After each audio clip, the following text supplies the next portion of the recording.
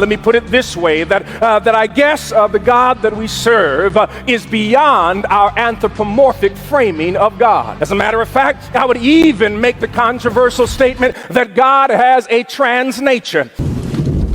Who told you that?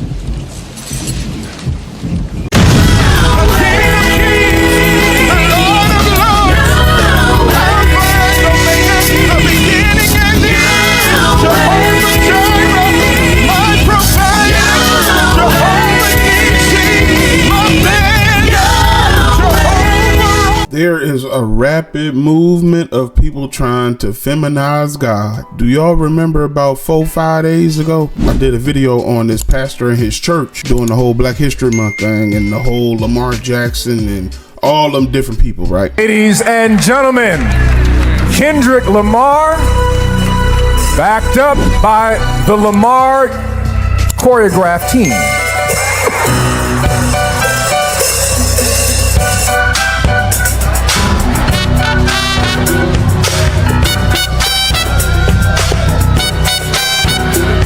Serena in the house.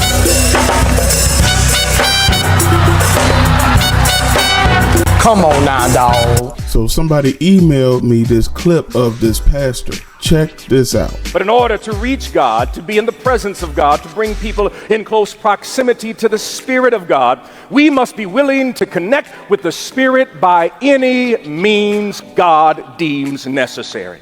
It is a tragic nature, the tragic nature of the human condition, that we always love boxing in God, placing limits upon God with our own finite imagination.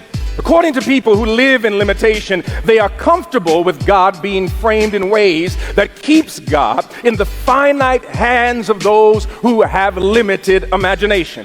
And I stopped by here at Chautauqua to simply tell you that God cannot be boxed. As a matter of fact, our language is not enough to even speak about God. Let me put it this way, that I guess the God that we serve is beyond our anthropomorphic framing of God.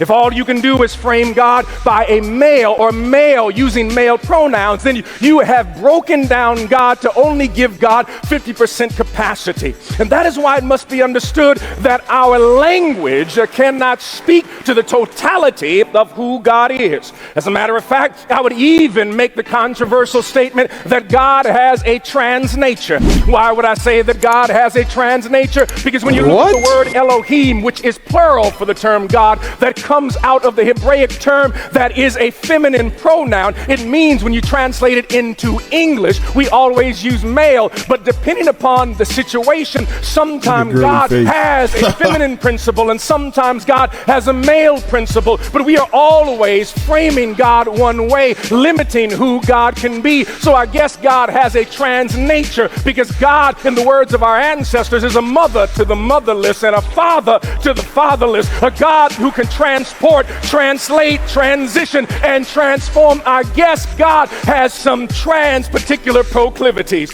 But you see, we are so forward, we are always trying to place God within our limited understanding. Well, at the end of the day, I don't care about your ancestors. I care about the scriptures. John 4:24.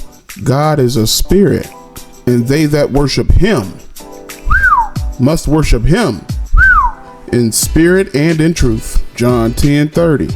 I and my Father are one. Jesus is a man. Is he not?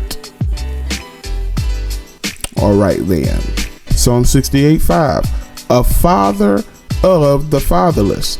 A woman can't be a father. All right. And a judge of the widows is God in his holy habitation. John 3:16. For God so loved the world that he gave his only begotten son. All right. John 14:26. But the Comforter, which is the Holy Ghost, whom the Father will send in my name, he shall teach you all things and bring all things to your remembrance whatsoever I have said unto you. Romans 8:26 and 27. Likewise, the Spirit also helpeth our infirmities, for we know not what we should pray for as we ought, but the Spirit itself maketh intercession for us with groanings which cannot be uttered. And he that searcheth the hearts knoweth what is the mind of the Spirit, because he maketh intercession for the saints according to the will of God. John 14:17. Even the Spirit of truth, whom the world cannot receive, because it seeth him not, neither knoweth him. But ye know him, for he dwelleth with you and shall be in you. John 16:7. Nevertheless, I tell you the truth, it is expedient for you that I go away. For if I go not away, the Comforter will not come unto you. But if I depart, I will send him unto you. And when he is come, he will reprove the world of sin and of righteousness and of judgment. Please stop trying to feminize God. Lord have mercy. I knew there was a reason why you did what you did for Black History Month. Your theology is trash.